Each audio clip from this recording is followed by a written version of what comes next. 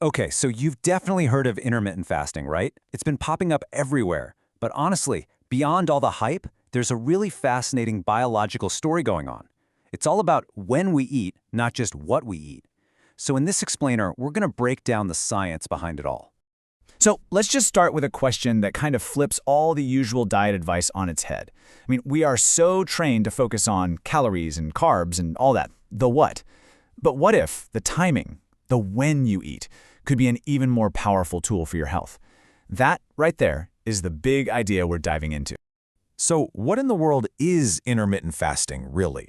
Well, the first thing you've got to get your head around is that it's not a diet, not in the way we usually think of one anyway. It's not telling you to eat keto or low-fat or anything like that. It is simply an eating pattern that focuses completely on when you eat. At its core, it really is this simple. You've got a window of time when you eat, and you've got a window of time when you don't. That's it. The whole goal is just to give your body a real, significant break from constantly digesting food. But, how does that actually work? What's going on inside? Okay, this is where it gets super interesting. To really get why this simple little timing change can have such a huge effect, we need to take a quick peek at how our bodies handle energy. Let's just follow the fuel for a second. So, every time you have a meal or a snack, your body has this really simple three-step game plan for all that energy you just gave it. It's an ancient survival mechanism, actually, designed to use what it needs right now and cleverly store the rest for later. All right, let's break it down. Step 1. Your body's going to use what it can for immediate energy, mostly from glucose. Simple enough. Step 2. If there's extra, it's going to store some in your liver. Think of this like a readily available power pack called glycogen. But that storage space is limited. So, step 3, once that power pack is full, any leftover energy gets saved for the long haul by being converted into fat. So what's controlling this whole operation? Well, it's pretty much all down to a hormone called insulin. You can think of it like a light switch for energy. When you're eating, insulin levels go up. That's the on position, telling your body to store energy. But when you're fasting, your insulin levels fall. This flips the switch to off, which is the signal for your body to start burning the energy it already has stored away. And this right here is the absolute key.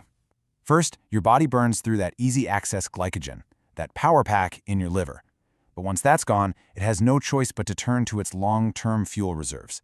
And yeah, that means breaking down stored fat for fuel. This is the main mechanism that can lead to weight loss with intermittent fasting.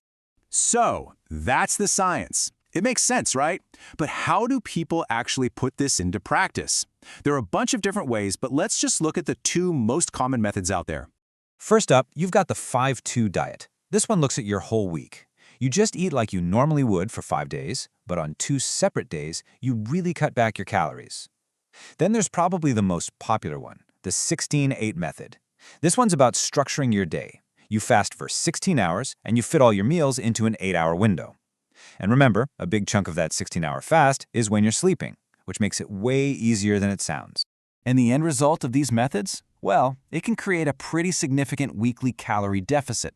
We're talking around 25%, and often without you having to meticulously count every single calorie. But, and this is a really big but, it is not a magic bullet. What you choose to eat during that eating window is just as important. Right, which brings us to our next point. You can't fast for 16 hours and then spend the next 8 eating nothing but junk food and expect great results. It's all about making that eating window count by fueling your body with the right stuff. So how do you do that? Well, you want to focus on nutrient-dense, whole foods. We're talking about things that are going to keep you feeling full and actually nourish you. Stuff like lean proteins, whole grains for that slow-release energy, and of course, tons of fruits and vegetables for fiber and all those good vitamins. And on the flip side, there are definitely foods you'll want to avoid or at least limit because they can totally undermine your efforts.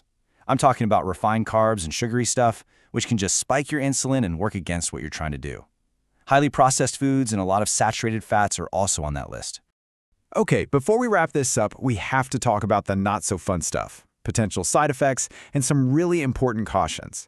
Like any big change to your routine, this is not something you should just jump into without knowing all the facts. This is super important.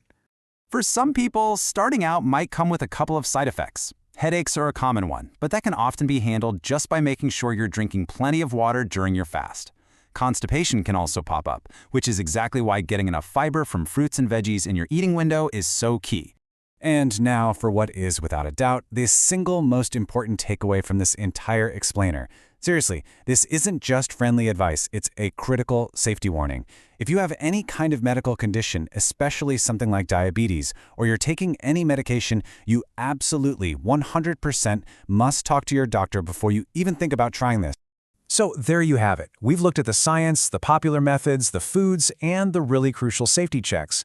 It's pretty clear that intermittent fasting can be a powerful tool. But, like any tool, the real question isn't just does it work, it's is it the right tool for you and your journey? And that's really the question I want to leave you with.